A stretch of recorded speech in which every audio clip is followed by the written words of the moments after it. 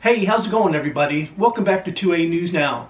My name is Troy, and I really appreciate you taking your time tuning into my video. Real quick, I want to thank everybody that supported the channel last month. March was one of the best months I had here on the channel in probably over a year. Ever since I moved last year, my views have been really down. But this month has been a fantastic month. And there's been over 5,000 new subscribers to the channel last month. And that brings the channel over 50,000 subscribers. And that's just amazing to me. And I'm very grateful to have a very supportive audience. You guys are always crushing it, liking, sharing, and subscribing and hitting those post notifications. I very much appreciate your support. Alright, in today's video, I want to discuss what they don't want you to know about the ATF. The Citizens Committee for the Right to Bear Arms recently called on Congress to block funding for the ATF until Democrats and federal bureaucrats publicly recognize Second Amendment rights for all law-abiding citizens and stop their attacks on legal gun ownership. If they lose all or part of the $1.9 billion that Joe Biden wants to give them in his fiscal year 2024 budget proposal, the ATF only has itself to blame. The agency writes their own laws and overzealously enforces them, a fact that has finally caught the attention of a few courts. The ATF is out of control and seemingly immune from the normal checks and balances other federal law enforcement agencies face. While many of its scandals are infamous and widely known, especially those have resulted in the deaths of innocent Americans, here are a few blunders and little-known facts the ATF would prefer you not to know. Let's talk about non-serialized firearms. The ATF does not distinguish between homemade firearms, which don't legally require a serial number, and factory-made firearms that have had their serial numbers illegally altered, defaced, or removed by criminals. The ATF considers all firearms without a legible serial number to be ghost guns. The ATF has been manipulating the statistics of ghost guns since the term was invented, and it should be noted that building homemade firearms is perfectly legal in most free states. Let's talk about administrative charges. The majority of ATF's criminal charges are filed administratively after another law enforcement agency has made an arrest. When the police arrest an armed criminal with a previous felony conviction, which is a prohibited person, they may ask ATF to pursue federal charges, which usually carry a stiffer penalty than state charges.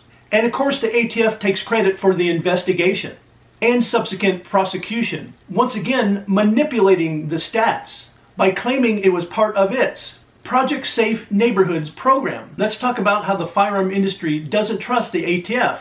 Matter of fact, it's most gun owners that don't trust the ATF as well. Bump stock manufacturers and the makers of certain aftermarket triggers, and the genius behind the pistol brace, which was originally designed for disabled veterans, all have one thing in common.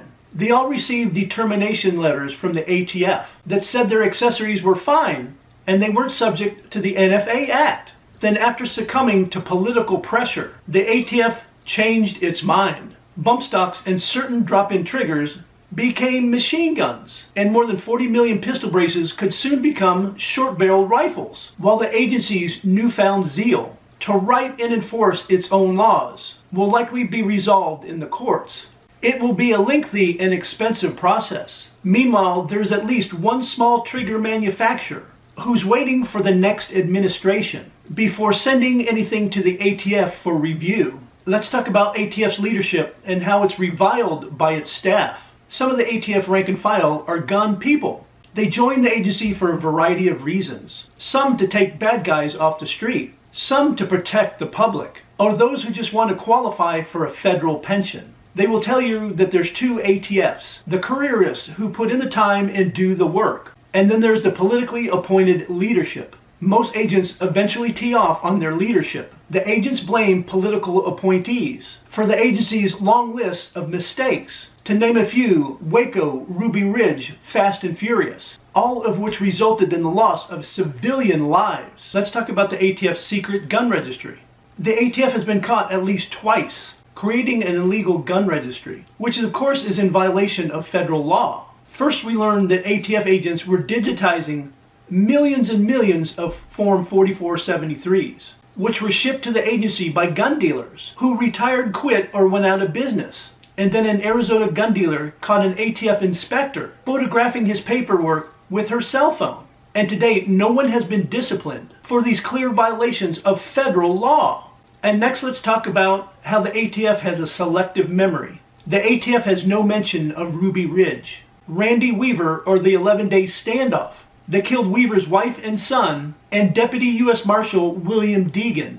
Nor is there anything on their website about slain Border Patrol agent Brian Terry, who was murdered by a gun the ATF let walk into Mexico as part of its Fast and Furious debacle. The ATF only devotes one page on the deadly siege at Waco, although it's still attempting to deflect blame for more than 70 deaths. Subsequent investigations by the Departments of Treasury and Justice regarding the actions of law enforcement agents during the siege determined that some tactics and decisions were poorly executed, and certain actions by the ATF were criticized. However, in September of 1993, a U.S. Department of Treasury administrative review that the agency is made up of dedicated and committed and experienced professionals who have regularly demonstrated sound judgment and remarkable courage in enforcing the law. That's a load of bullshit, isn't it?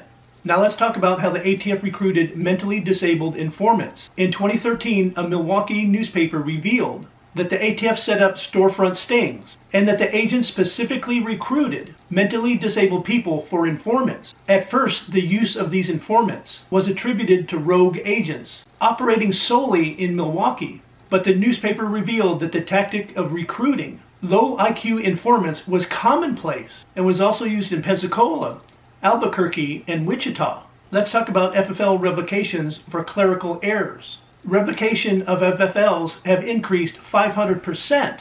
Many of the revocations involve nothing more than clerical errors. Errors that would have been resolved with a pencil eraser before Biden took office. Nowadays, ATF's new zero tolerance policy allows for no excuses. Any error is considered a willful violation of ATF rules, which result in revocation. Now let's talk about how the ATF ignores FOIA requests. The ATF has a habit of complying with Freedom of Information Act requests only if the response won't prove to be controversial.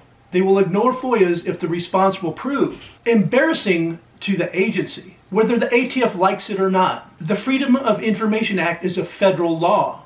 That a federal law enforcement agency knowingly violates federal law is unconscionable. And lastly, let's talk about bonuses for the bosses at the ATF.